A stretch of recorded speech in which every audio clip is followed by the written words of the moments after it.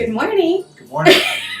He's so excited to be here. I'm here with the legend that is Dr. Paul Offit, and we are here to debunk myths and promote evidence-based medicine and science.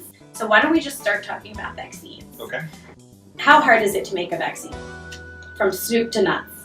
Right. Well, I mean, I've only made one, but it's really hard. I mean, it took us 10 years to sort of do the research to figure out how to construct those strains. Then it took 16 years to do what was called the research of development. So that's, figure out the right buffering agent, the right stabilizing agent to prove that every strain that was in there had to be in there, no more, no less, to prove that the quantity of the virus that you had in there was right. So you had to do all these dose ranging studies to prove that your vaccine didn't interfere with existing vaccines that would be given at the same time, to prove that those vaccines didn't interfere with your vaccines, to have the right vial, to do real-time stability studies. That took 16 years. So the whole thing took 26 years. That's how long it took. I was asked by a concerned mother who happens to be a professional and wants to know what are the quality control measures, what do they do with pharmaceutical companies and government to assure that these vaccines maintain appropriate potency, purity, and remain safe.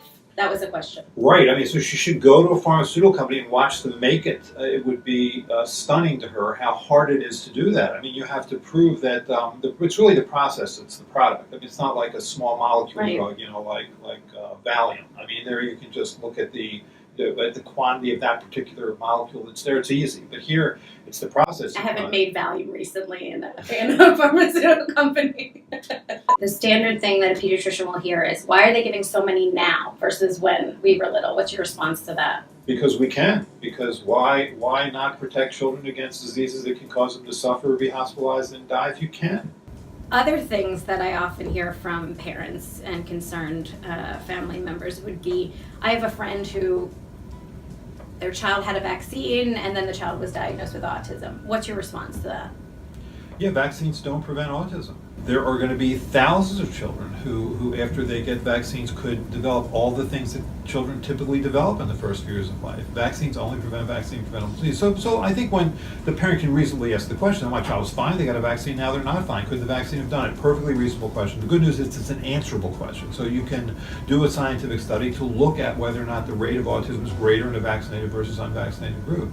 I mean, the original hypothesis that measles, mumps, rubella vaccine caused autism, 17 studies have now looked at that question. And vaccines, the MMR vaccine doesn't cause autism, but also doesn't prevent autism. So your child could get the MMR vaccine and still get autism.